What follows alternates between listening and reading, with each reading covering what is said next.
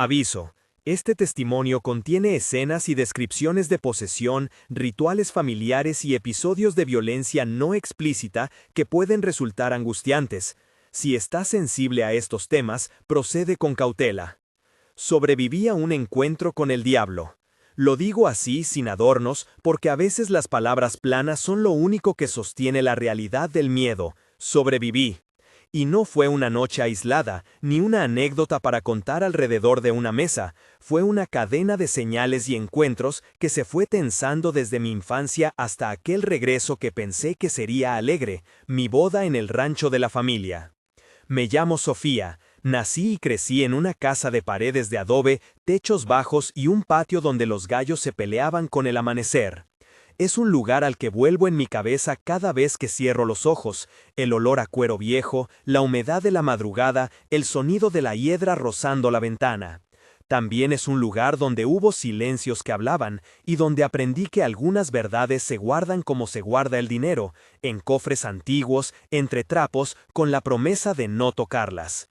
La primera vez que lo vi tenía 4 años. Crecí pensando que era un hombre elegante que se sentaba a la orilla del establo cuando yo le dejaba migas de pan. Era alto, con un sombrero que dejaba su cara en sombra, sus manos eran finas y olían a tabaco. Cuando pienso en eso ahora, me tiembla algo dentro, porque entonces no entendía la textura del peligro. Un día parecía un vecino y al siguiente reclamaba lo que, según decían a medias, la familia le debía. Durante años me dijeron que eran historias de pueblo, cuentos para asustar a los niños para que no vagaran de noche. Mi abuela cerraba la persiana más fuerte cuando contaba cómo la familia, generaciones atrás, había hecho un trato, un pacto decía, y dejaba la frase en el aire como si fuese un muro que no debía cruzarse. Nadie explicaba los detalles, nadie veía claro si aquello fue por necesidad, por ignorancia o por algo que un bisabuelo creyó resolver con palabras que quemaban. Siempre guardé esa ambigüedad. De joven me mudé a la ciudad, formé una vida distinta y por un tiempo pensé que había enterrado todo. Pero al organizar la boda hubo consenso sentimental, casarme en la casa de la infancia, traer a la gente a mi origen. Será bonito, dijeron. Yo me imaginé la ceremonia al atardecer, las risas, las fotos con luz dorada. Nadie imaginó que volver abría más que puertas. En la primera semana de estar allí, comenzaron las pesadillas que no se iban con café. Al principio, las atribuía al estrés, elegir vestido, dirigirme a una nueva vida. Pero la noche tenía otra manera de alcanzarme. Me despertaba con el corazón martillando y la sensación de que algo me observaba desde el aire mismo de la habitación. A veces era una presión en el pecho, otras el frío de una mano que no era humana rozándome la espalda. Tenía la certeza en medio del sueño de que alguien quería mi silencio o mi promesa. Hubo una noche, la segunda, en la que intenté salir de la cama y no pude mover un músculo. Los ojos me ardían y la habitación se volvía más estrecha, como si las paredes tuvieran vida propia. Sentí una presencia a mi lado y aunque mi boca quería gritar, el sonido no me obedecía. La luz de la ventana dejaba ver una sombra que se inclinaba sobre mí. Era alta, como la recordada figura del establo, con un olor a humo viejo y flores marchitas.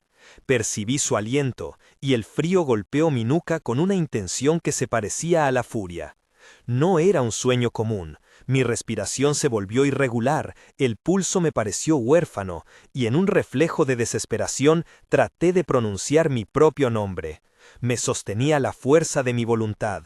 Sofía, me dije en mi mente, hasta que, con esfuerzo, la lengua me obedeció y el sonido salió rasgado. La sombra retrocedió un paso. No se fue, pero esa noche comprendí la primera regla de mi vida nueva. El miedo no era interno, era algo que venía de fuera. Lo que para mí era una noche aislada, en realidad empezó a marcar un patrón. A la mañana siguiente aparecían marcas en mi piel, arañazos pequeños en las muñecas, moretones que no recordaba haber recibido. Una vez encontré una costra en la espalda, como si me hubieran rasgado en sueños. Otra mañana al despertar, en la almohada había una mancha que no era sangre común, era oscura, como tinta mezclada con barro, y olía a metal viejo. Guardé esos hallazgos en la intimidad de mi ropa interior, sin contar nada. Pensé, estrés, sueño profundo, rascadas inconscientes. Pero cuando la abuela vio las cicatrices, su rostro perdió color.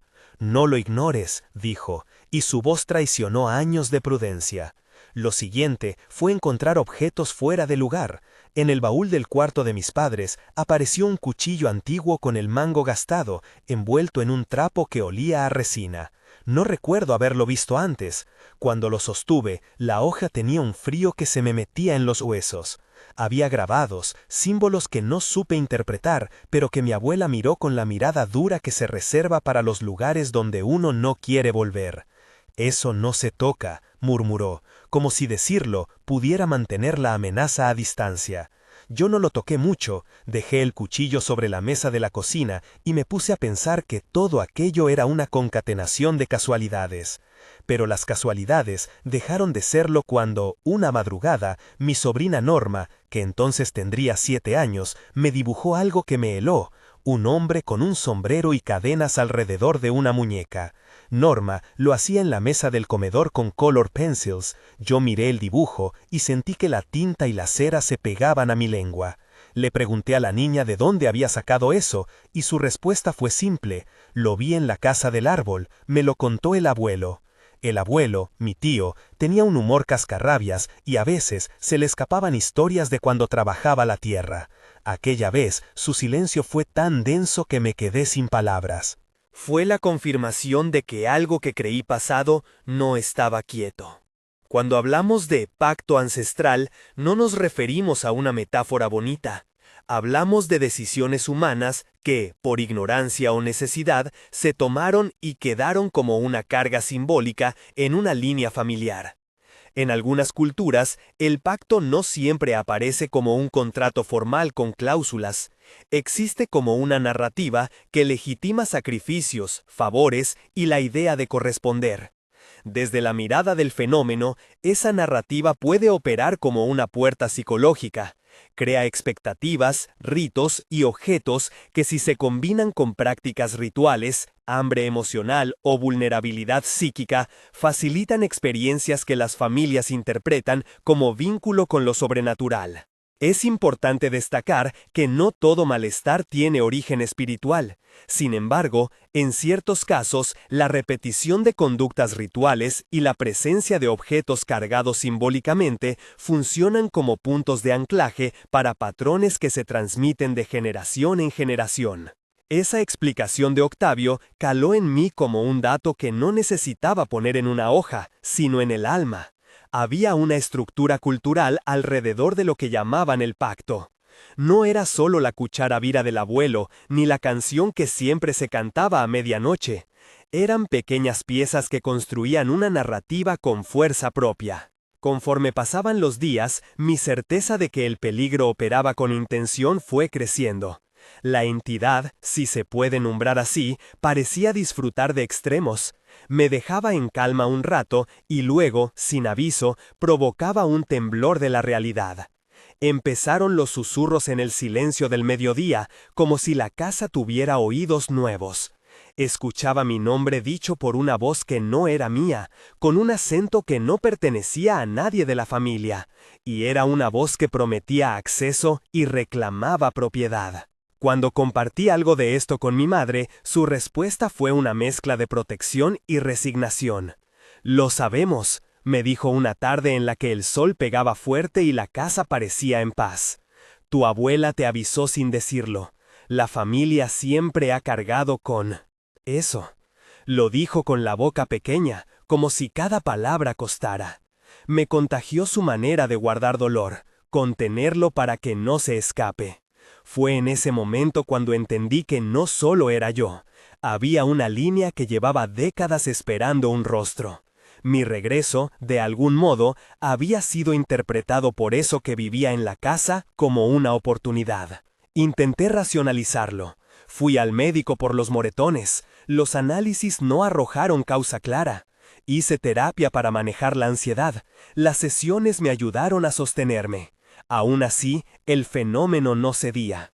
Fue como si algo jugara con mi poca calma, como si la búsqueda de explicaciones fuera solo una distracción que le daba tiempo para regresar con nuevas estrategias. Una intervención espontánea de mi prima terminó peor de lo que imaginábamos. En una noche en la que la opresión fue fuerte, mi prima Marta decidió ayudarme. Fue una ayuda impulsada por amor y por la ingenuidad de quien cree que las palabras de consuelo son suficientes. Nos sentamos en la sala, encendió una vela y comenzó a rezar en voz alta. Su voz, al principio, fue firme. Pronunció frases que yo conocía desde niña, aquellas que la abuela recitaba en sus peores temblores. Pensé que habría consuelo, pero algo en el ambiente se tensó. La llama de la vela se estiró como si estiraran un hilo transparente y empezó a chispear con un color que no había visto. No era el amarillo cálido, sino un azul pálido como de metal frío. Marta me tomó de la mano y dijo mi nombre. Yo noté, en su piel, un frío que subía por el brazo y parecía informarle a algo que estábamos allí. De repente, su cuerpo se arqueó, no por dolor solo, sino por una fuerza que intentaba plegarla desde dentro. Sus ojos se abrieron y ya no vi en ellos a la mujer que conocía. Parecía que en su mirada hubo un vacío que me miró a través. Intentó hablar y la voz salió como si no fuera suya. Apreté su mano y noté que estaba empapada en sudor frío. Su pulso se volvió débil. Me vi a mí misma actuando sin plan. Llamé a mi madre, le pedí que trajera agua bendita, no pensar, solo actos aprendidos, y en medio de esa improvisación algo peor sucedió. La sangre de la nariz de Marta comenzó a brotar, y luego vomitó algo espeso, oscuro. No era simplemente vómito, tenía una calidad oleosa y un color tan negro que me paralizó. La cosa que salió se clavó en mi memoria. No puedo decir que aquello me iluminó, me dejó aturdida y culpable. Marta estuvo mal varios días, perdió peso, la sonrisa se le fue como se van las hojas. Tuvimos la sensación de que por intentar ayudar habíamos atraído la atención de esa presencia. No pretendo señalar culpables, la ayuda fue sincera y la intención era proteger. Pero la lección fue brutal. Intervenir sin preparación puede dejar secuelas. Esa época nos enseñó que la humildad es parte de la resistencia, que el amor no es siempre suficiente y que hay cosas que requieren preparación y acompañamiento profesional. La familia decidió que era momento de buscar a alguien con experiencia. Fue entonces cuando apareció el nombre de Octavio, un hombre que venía en recomendaciones de quienes no cuentan historias sin razón. Su reputación se movía en una línea entre lo respetado y lo inevitablemente escéptico. Contactarlo fue un acto de esperanza más que de certeza. Al principio pensé que sería otro episodio de charlas, pero su llegada estuvo envuelta en la calma que buscamos. No prometía milagros, hablaba con humildad y con procedimientos que no eran fórmulas, sino límites. Antes de su llegada, sin embargo, nos quedaba una herida abierta que no habíamos cerrado, el cuchillo del baúl y la historia del pacto.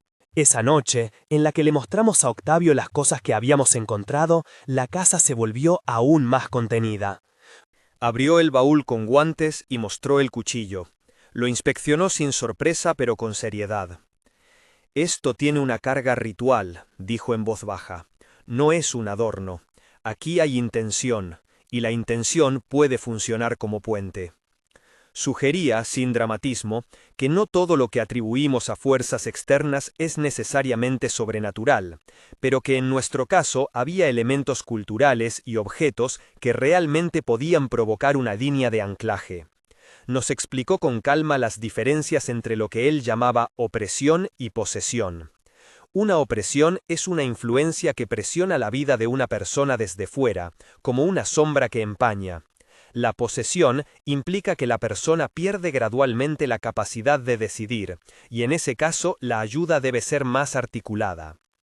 En los casos en que trabajamos con familias que han tenido rituales y pacts heredados, lo esencial es distinguir entre el componente cultural y el componente experimentable. Objetos como cuchillos, telas o pequeñas ofrendas pueden tener un valor simbólico real en la dinámica familiar. Nuestra labor no es reírnos de la tradición, sino entenderla y acompañar. Nunca afirmaremos que un objeto posee por sí mismo, pero sí sabemos que el símbolo puede ser utilizado en prácticas que dañan. La intervención, en esos casos, se organiza en fases: evaluación, contención, trabajo con la persona afectada y, cuando es necesario, medidas para desactivar los puntos de anclaje simbólico. No es sencillo, y siempre pedimos consentimiento, respeto y límites claros. La primera reunión con Octavio nos dio cierto alivio porque por fin no éramos dos locas que temblaban en la cocina. Éramos una familia dispuesta a enfrentar lo que fuera. Decidió esperar un tiempo prudente, porque cualquier acción rápida podía producir reacciones que no podríamos controlar. Nos pidió que no quemáramos nada de la casa sin su aprobación, que no soltáramos afirmaciones grandilocuentes en redes ni diéramos testimonios sin cuidado. Su postura fue la de alguien que conoce el riesgo de la teatralidad en estos casos. Cuando algo se vuelve espectáculo, pierde humanidad. Pese a las medidas, las noches se hicieron largas. Yo vivía con la sensación de que algo contaba mis respiraciones. Había días en los que pensaba que lo peor había pasado, y noches en las que la casa parecía un animal que gruñía en su sueño. La escalada siguió su curso. Empezaron las ausencias breves, minutos en los que me quedaba mirando al vacío y mi familia notaba que mi mirada no volvía. Luego vinieron las voces. Una vez, en la cocina, con el sol entrando, me encontré hablando sola sin recordar por qué. Sentí que algo tomaba mis palabras y las doblaba de un modo que me avergonzaba. Otra vez, al peinarme, noté que la brocha del pelo tenía pequeñas astillas negras adheridas. Cuando las quité, dejaron un rastro en mi piel como si fueran polvos que no pertenecían a mi vida urbana. Mi madre comenzó a contar historias más concretas, con nombres y fechas. Tu bisabuelo hizo un pago por un favor que le pidieron en una noche de sequía, dijo una tarde cuando la lluvia golpeaba el tejado. Dieron algo que no le pertenecía completamente. Esa frase, en la lengua popular que había regido la casa, llevaba el significado de una deuda que el clan había aceptado. No vino como un ruego, ni como un fantasma de pasado, sino con la naturalidad de quien sabe que hay nombres que queman si se pronuncian. La tensión se acrecentó cuando, una noche, en la que desperté con una sensación distinta, un olor a flores putrefactas invadió la habitación. Era un olor que traía consigo la memoria de entierros y de ritos. Sentí náuseas, y en la mesa de la noche encontré una pequeña nota escrita con una caligrafía antigua. Tu promesa nos llama. No sé si fue real o un sueño, no sé si alguien la dejó o si mi mente, en el cansancio, produjo una advertencia. Lo que sí sé es que en ese momento el miedo dejó de ser una cuestión de pesadillas y se convirtió en una urgencia tangible. Fue entonces que la familia se fracturó entre quienes querían huir y quienes insistían en defender la tierra heredada. Algunos decían que podríamos vender la casa, cambiarla por dinero y empezar de nuevo. Otros, entre ellos mi madre, sostuvieron que no todo se arregla así, que hay historias que deben enfrentarse para romper un patrón. Yo, en el medio, me infligí la culpa de haber convocado todo por querer celebrar mi boda allí. Sentí que, por mi deseo de volver, estaba entregando a mis hijos a un legado del que no era culpable, pero del que, sin querer, me hacía responsable. A partir de ahí la historia se volvió una sucesión de noches en vela, consultas, actos fallidos y pequeñas revelaciones que confirmaban la idea. Aquello no era un mito. Teníamos pruebas que no podían meterse en un cajón de lo improbable. Y sin embargo, no había todavía el golpe final que obligara a poner todo en manos del experto. Ese golpe vino en una noche en la que intentamos, de nuevo, ayudar por nuestra cuenta. El intento fue improvisado y movido por el cansancio. Mi tía ordenó que cerráramos puertas, que atáramos cintas en las esquinas y que recitáramos una oración que la abuela enseñó. Se hizo en la sala, con velas y el cuchillo lejos sobre la mesa.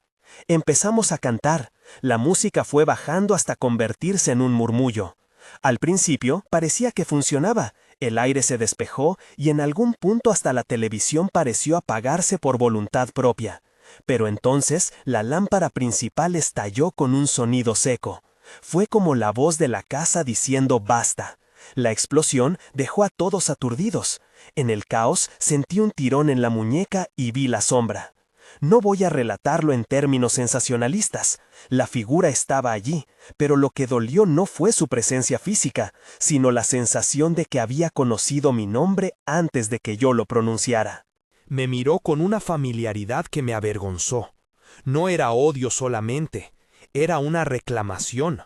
En su mirada había algo que parecía contento de verme sufrir y, a la vez, cómplice de un contrato antiguo. En ese momento, Marta, que aún estaba débil del episodio anterior, cayó al suelo. La casa se volvió una cámara que nos miraba y, por primera vez, sentí que no podíamos vencer sin una guía que nos llevara por pasos que desconocíamos. Me tocó llamar a Octavio con la voz quebrada. Le dije, «Viene, por favor». Y su respuesta fue la calma necesaria. «No hagan nada hasta que llegue, mantengan la casa cerrada y cuiden del que esté débil». Fue una orden que sonó a garantía, pero el aire seguía pesado.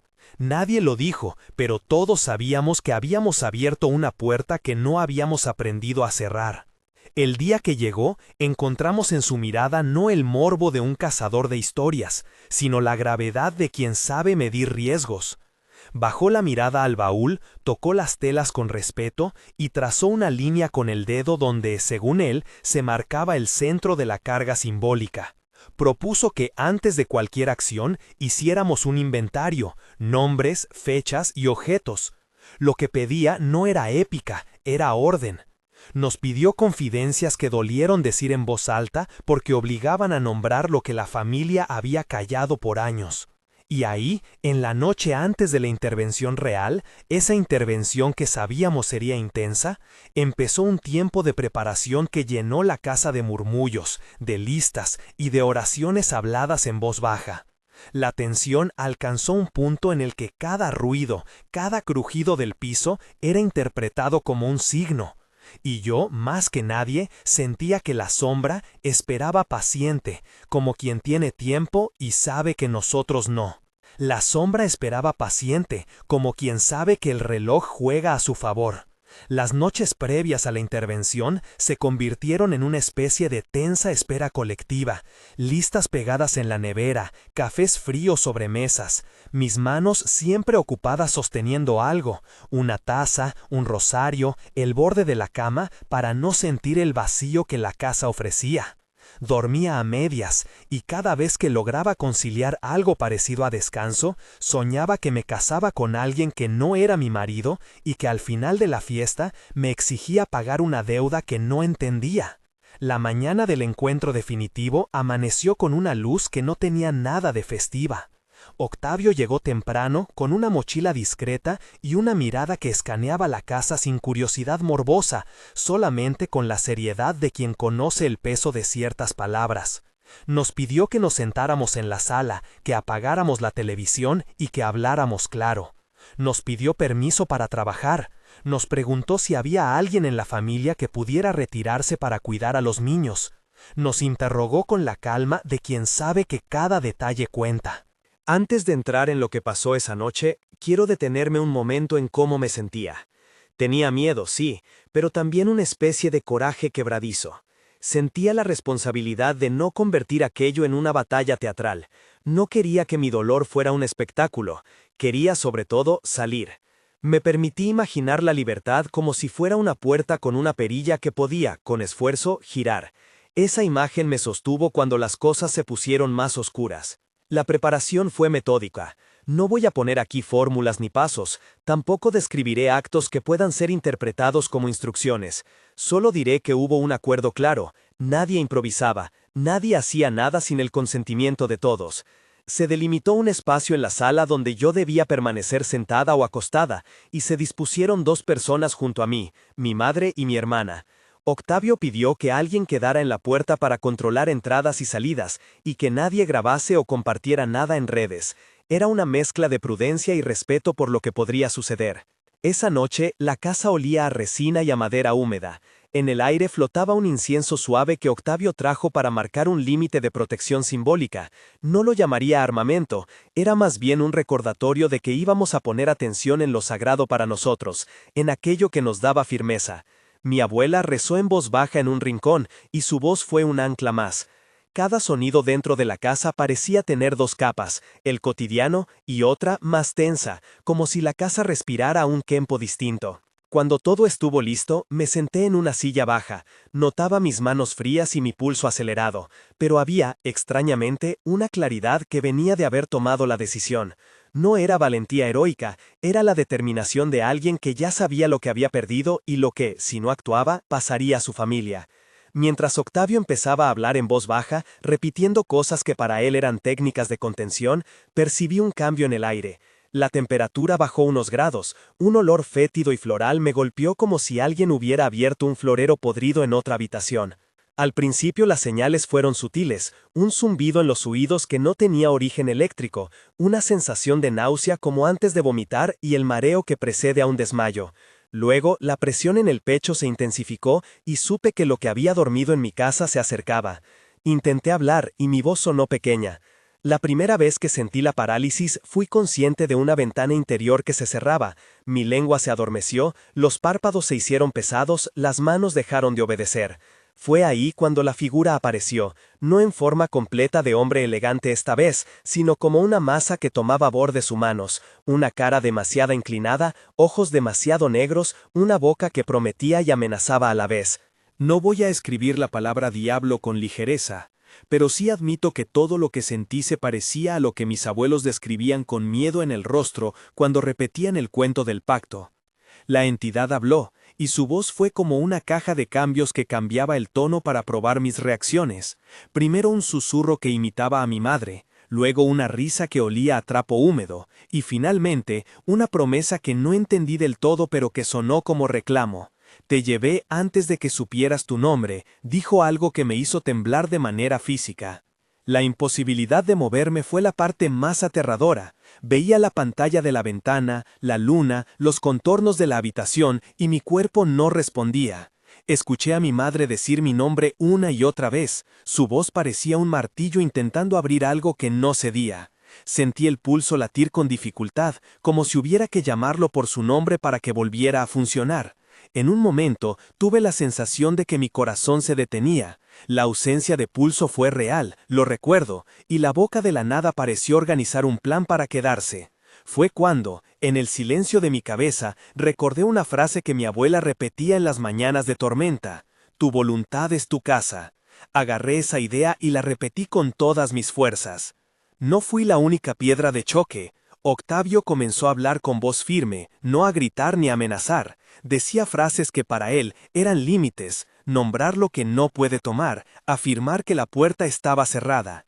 No recuerdo exactamente qué dijo, porque mi mente se quedó atenta a lo que pasaba dentro de mi cuerpo. Recuerdo sí que me pidió que pronunciara algo con intención. Lo hice a medias, entrecortada. No hablaré aquí de fórmulas, pero pude decir con claridad un nombre que para mí tenía poder. Fue el nombre que mi familia pronuncia en la fe, y decirlo fue como encender una lámpara en una cueva. Fue ese acto de voluntad, unido a la intervención de quienes me rodeaban, lo que cambió el campo. Sentí una quemadura que empezó en mi pecho y se desplazó hacia la garganta, una especie de energía que salía de mí y que rompía tensiones como si fueran hilos. Fue doloroso, sí, pero también liberador. Fue un dolor que sabía propio y no impuesto. En un momento, noté que algo en mi cuerpo reaccionaba con violencia. Mi boca se llenó de un líquido espeso y oscuro que mi familia describiría después como aceite quemado. Vomité, y fue más que un vómito. Fue una expulsión que dejó tras de sí un olor acre y una sensación de que algo había terminado su ciclo dentro de mí. Mientras el vómito salía, sentí que la figura retrocedía varias veces, como golpeada por una vela que se extingue. La casa dejó de vibrar con la misma frecuencia. Pero no todo fue simple. Hubo un instante en el que la entidad buscó otra puerta, intentó aferrarse a mi madre que me sostenía. Su mano se tensó y sentí cómo una corriente intentó traspasar a quien me cuidaba. Octavio, muy atento, pidió soltarme un segundo y enfocó su voz en proteger a la persona que estaba al lado. Nos pidió a todos que repitiéramos, con intención, que no éramos propiedad de nada ni de nadie. Era un momento en el que la fe y la decisión personal se mezclaron. El equipo no hacía milagros sin mí, y yo no podía hacerlo sola. En un punto de la intervención, una sensación corporal me hizo pensar en cadenas. No era algo literal, pero la imagen fue clara en mi mente. Sentí una correa, una línea que me ataba a algo y que poco a poco se tensaba hasta partir. Fue un ruido interno, como si algo se quebrara dentro. Fue a la vez dolor y alivio. La ruptura fue como una quemadura que cicatriza rápido. Me invadió un frío intenso por la espalda, y luego una oleada de calor que anunciaba que algo había cambiado su naturaleza. No fue una explosión cinematográfica, fue una serie de pequeños estallidos que obedecían a la voluntad colectiva que habíamos conformado. Mi decisión, las voces que me sostenían y la experiencia de quien guiaba. En la práctica, muchas veces vemos que la persona afectada participa activamente en su propia liberación. No existe un truco mágico. Hay fases donde la voluntad, la palabra de la persona y la contención del equipo sincronizan una salida. El vómito de material oscuro o la sensación de cadenas son manifestaciones que en nuestra experiencia simbolizan la ruptura de anclajes. Es importante subrayar que esto no es un guión universal, cada caso tiene sus particularidades y por eso insistimos en la evaluación previa. Nunca actuamos sin consentimiento ni sin medidas de seguridad médica. Lo que vino después fue un silencio sostenido. No fue el silencio de la ausencia, sino un silencio que pedía a gritos ser escuchado. Me desplomé, exhausta, con la sensación de que algo dentro había perdido su forma. Mis manos temblaban y mi rostro estaba pálido. Mi madre me sostuvo, y en sus ojos vi un lugar donde se mezclaban el asombro y una tristeza antigua. Marta, todavía derrotada por episodios anteriores, se acercó con voz temblorosa.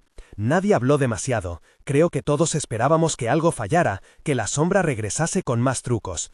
Pero esa noche, la casa respiró distinto. Las paredes parecían menos pesadas y las sombras de las esquinas perdieron algo de definición. No quiero romantizar el momento de alivio. No fue una solución de un golpe. La sensación inmediata fue de calma relativa. Necesitábamos, sin embargo, un trabajo largo para sanar tanto lo visible como lo invisible. Octavio nos pidió que nos abstuviéramos de actos compulsivos como quemar objetos sin criterio. Dijo que la ruptura simbólica debía ser acompañada por cambios concretos, terapia para quienes sufrieron, acompañamiento espiritual continuado y, sobre todo, una revisión de la narrativa familiar que mantenía el pacto como una excusa. Las secuelas físicas fueron variadas. Al día siguiente tenía pequeñas laceraciones en las muñecas, marcas que no se correspondían exactamente con lo que sentía, pero que mi cuerpo mostraba como prueba. Tuve mareos fuertes durante días y un cansancio que no terminaba con sueño. La familia, por su lado, tuvo que reparar la casa en pequeños detalles, cosas rotas por la tensión, objetos desplazados, una lámpara que nunca volvió a alinear su cable sin chispear. Pero lo más difícil y lo más hermoso a la vez fue el trabajo de escuchar. Cada uno debía decir lo que había visto, sin edulcorarlo ni convertirlo en mito. Con el tiempo aprendimos algunas normas sencillas: hablar con franqueza de aquello que la familia había ocultado, asistir a terapia y no relegar la historia a un cuento de sobremesa. Mi abuela, con sus manos de años, contó al final lo que no había dicho antes, que el pacto había surgido de una decisión en un tiempo de hambre, una promesa hecha en la desesperación. Su relato no justificó nada, nos dio contexto. Entender el origen, sin exculparlo, nos permitió construir un relato que no obligara a nuevas generaciones a repetirlo. Se abrieron además otras conversaciones que antes eran tabú. Hablamos con los vecinos sobre historias parecidas. Sabíamos que en pueblos como el nuestro había relatos que circulaban como advertencias. Octavio nos mencionó 2 casos que conocía. Uno en el que una familia aprendió a romper el patrón mediante la eliminación de objetos simbólicos con acompañamiento profesional, y otro, más complicado, donde la ausencia de acompañamiento llevó años de sufrimiento. No dio detalles morbosos, su intención fue mostrar que no hay atajos. Octavio, voz en off. Cada intervención debe pensarse en fases: contención, acompañamiento médico-psicológico cuando hace falta, reparación simbólica y trabajo con la historia familiar. Lo que vemos muchas veces es que la recuperación empieza por el discurso. Cuando la familia deja de repetir actos automáticos y comienza a nombrar lo ocurrido con responsabilidad, se detiene la transmisión. Y no hay que olvidar que la persona que sufrió necesita no solo gestos religiosos, sino también ayuda psicológica y, en muchos casos, controles médicos. Conforme pasaron las semanas, la vida fue reclamando su espacio.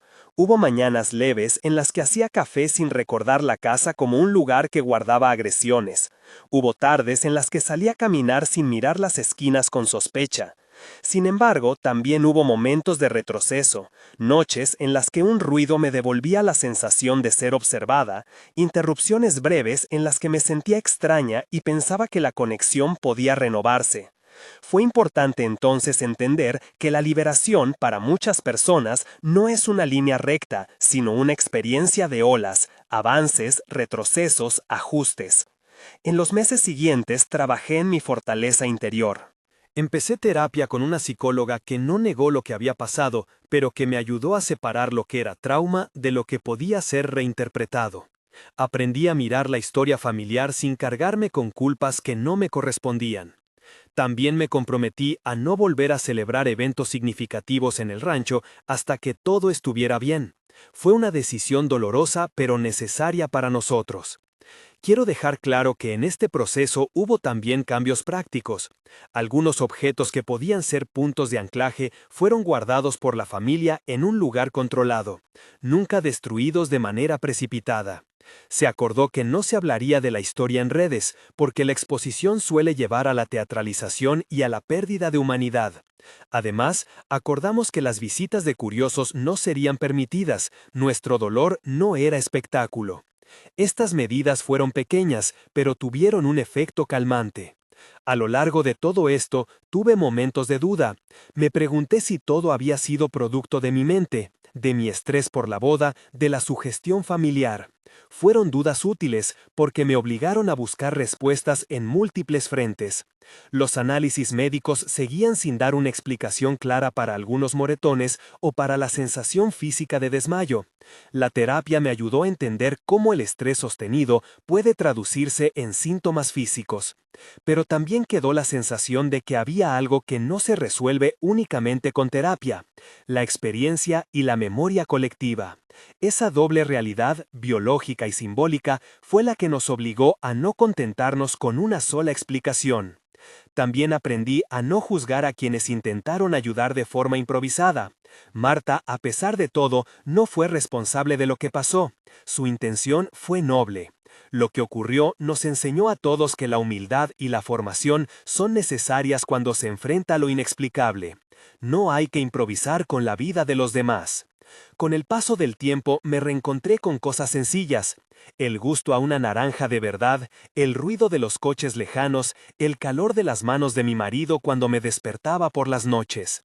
En la intimidad empecé a recuperar mi propia voz, esa que había sido doblada por el miedo. No todo sanó de inmediato. Tuve pesadillas todavía y hubo visitas al médico por dolores que tardaron en desaparecer. Aprendí a pedir ayuda sin culpa. Quisiera ahora dirigirme a quienes escuchan este testimonio, con la mezcla de temor y curiosidad que yo tuve al inicio. Hay dos lecciones que quiero subrayar con toda la fuerza de quien perdió y recuperó parte de su vida. La primera: no se juega con lo oculto por curiosidad. Las prácticas que parecen inofensivas en contextos culturales o por entretenimiento pueden convertirse en puntos de anclaje si se mezclan con vulnerabilidad psicológica y símbolos que la familia ha cargado de significado. También aprendí a no juzgar a quienes intentaron ayudar de forma improvisada. Marta, a pesar de todo, no fue responsable de lo que pasó. Su intención fue noble. Lo que ocurrió nos enseñó a todos que la humildad y la formación son necesarias cuando se enfrenta a lo inexplicable. No hay que improvisar con la vida de los demás. Con el paso del tiempo me reencontré con cosas sencillas: el gusto a una naranja de verdad, el ruido de los coches lejanos, el calor de las manos de mi marido cuando me despertaba por las noches. En la intimidad empecé a recuperar mi propia voz, esa que había sido doblada por el miedo. No todo sanó de inmediato. Tuve pesadillas todavía y hubo visitas al médico por dolores que tardaron en desaparecer. Aprendí a pedir ayuda sin culpa. Quisiera ahora dirigirme a quienes escuchan este testimonio, con la mezcla de temor y curiosidad que yo tuve al inicio. Hay dos lecciones que quiero subrayar con toda la fuerza de quien perdió y recuperó parte de su vida. La primera: no se juega con lo oculto por curiosidad. Las prácticas que parecen inofensivas en contextos culturales o por entretenimiento pueden convertirse en puntos de anclaje si se mezclan con vulnerabilidad psicológica y símbolos que la familia ha cargado de significado. No se trata de culpabilizar tradiciones, sino de ser conscientes de cuándo algo nos excede y cuándo necesitamos ayuda calificada. La segunda, si te encuentras en una situación así, busca acompañamiento que combine lo espiritual con lo profesional. La fe fue central para mí, no lo niego, pero la fe sola no fue suficiente sin el acompañamiento de personas que supieran qué hacer y sin el soporte médico y psicológico. La humildad para aceptar que no sabemos todo y el coraje para pedir ayuda fueron, para mí, pilares de la recuperación. No dirá que soy la misma que antes.